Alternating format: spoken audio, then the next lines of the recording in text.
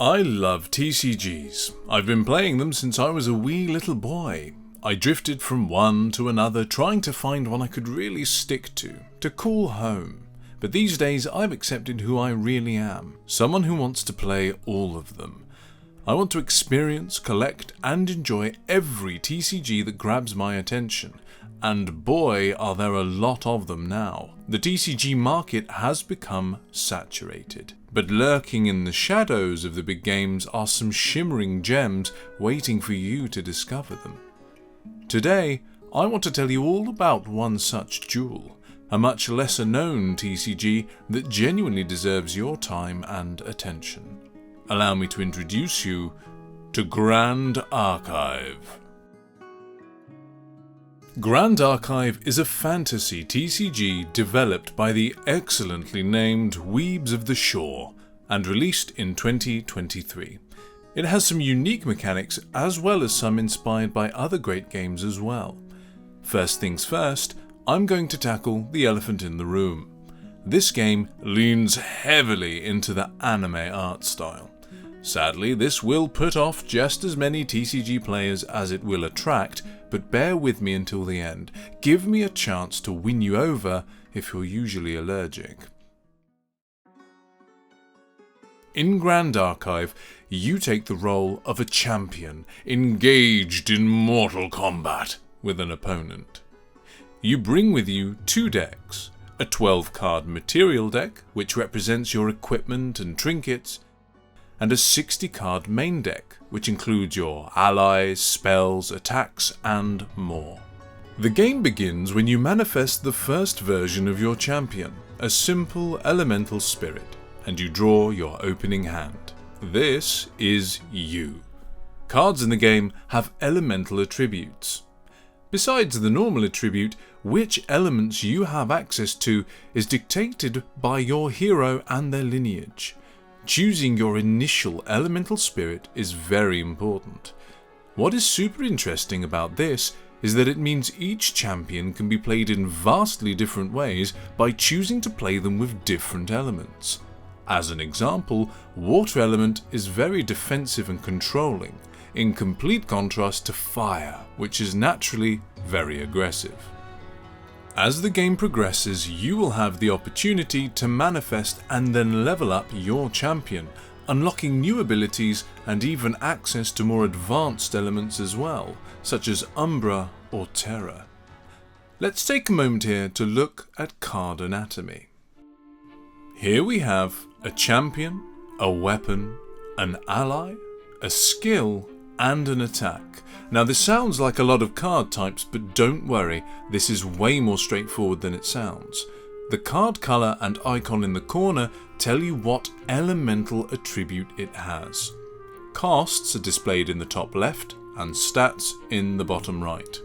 For your champion, this shows your total health, which increases as you level up. For allies, it represents their attack and health, and for equipment, it shows its attack value and durability, or how many times you can use it. Skills, spells and attacks are used once for their effects at either slow or fast speeds and then put into the graveyard zone. The game does include instant speed interaction, which immediately increases the depth and skill ceiling of the game. Naturally, this brings with it the possibility of control style decks and more options for tempo and counterplay. I love skill-centric games. In Grandarchive, you build a deck around a game plan or theme, and you combine all these different types of cards together to battle your opponent on every front. I like to think of it as a mixture between my beloved Flesh and Blood and Magic the Gathering. You summon ally units to fight for you, but you also get stuck in yourself, using your champion's special skills and equipment to vanquish your rivals. Now, here's the really interesting gameplay loop that is completely unique to Grandarchive. When paying the cost of a card, you select that many cards from your hand and place them face down in your memory zone. This means that any card can be used to pay for a cost. Excellent. At the start of your next turn, you have an opportunity to materialize a card from your material deck, such as a piece of equipment for your champion or leveling them up. The cost of material deck cards, though, is paid for at random from your face-down cards in the memory zone. Every card you use to pay costs is at risk of being banished forever to pay the cost of materializing equipment. Once this phase is over, the recollection phase occurs, and whichever cards remain in your memory zone return to your hand before you draw a card for turn. This means that every decision matters. Every card you use to pay a cost is at risk. The more expensive the card from your material deck, the greater the card disadvantage you leave yourself at. Careful planning is essential, and rushing to level up your hero to the max is often not the correct play at all.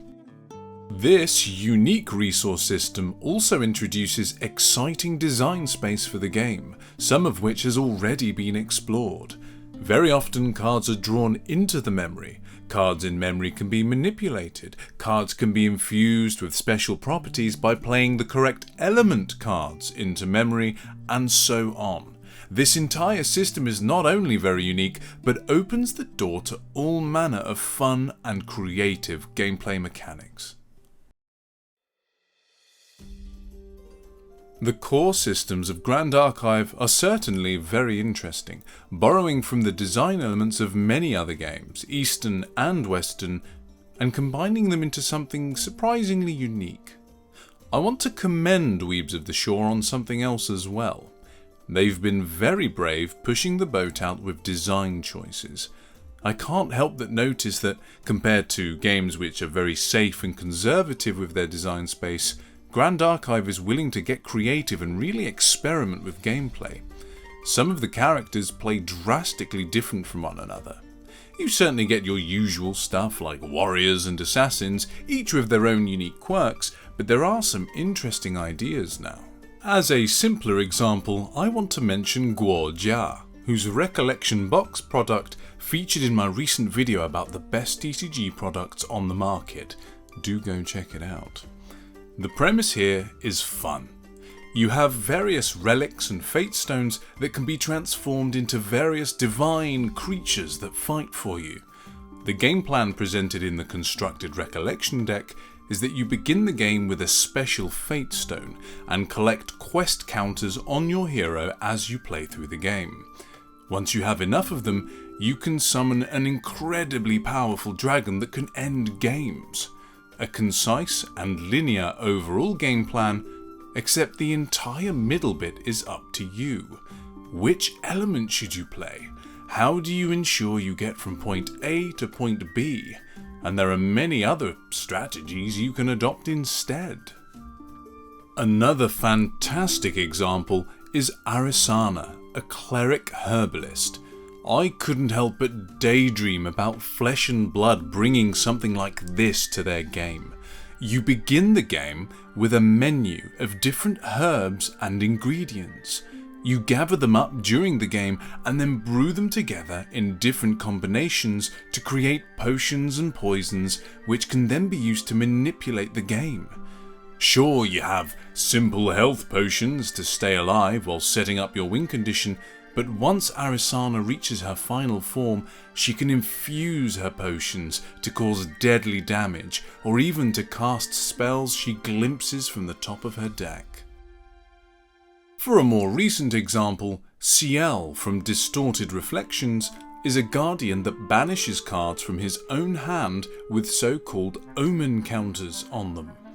As your pile of banished cards builds, so does your strength and utility, until eventually being able to empower some effects, draw extra cards, or even switch cards in and out of banishment for utility and card advantage.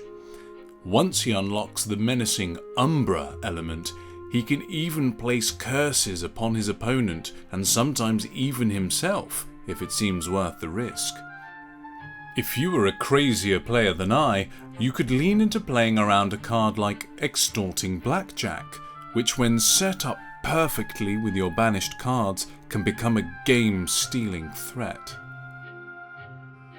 So, I've explained some of the mechanics and gameplay design that make the game captivating and unique. Now, I want to talk about the appeal. What does this delightful young game have going for it? Why is it growing? Why is it worth your time? Firstly, the cards and all of their art is bright, colourful, creative and alive.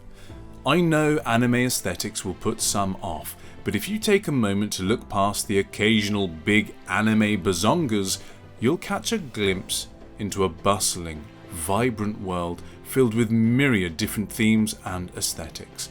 A world where magic and whimsy permeates every gust of wind. Sweetness and sincerity shines on each secluded woodland creature, where power and solitude weigh heavy upon the mightiest warriors, and where young adventurers set forth with the spark of hope yet twinkling in their eyes. Hell, slimes! Maybe you like slimes! Look at all these cool slimes! Secondly, the gameplay is super fun and very unique. Careful decision making is key to success. Every cost you pay is a risk taken. Your game plan and choosing the right cards from your material deck can completely change the flow of the game. The characters are hugely varied in how they work, and design space has been pushed further than in most card games, making it super engaging, fun, and varied to play. Thirdly, the game is increasingly giving attention to the collectability of its game.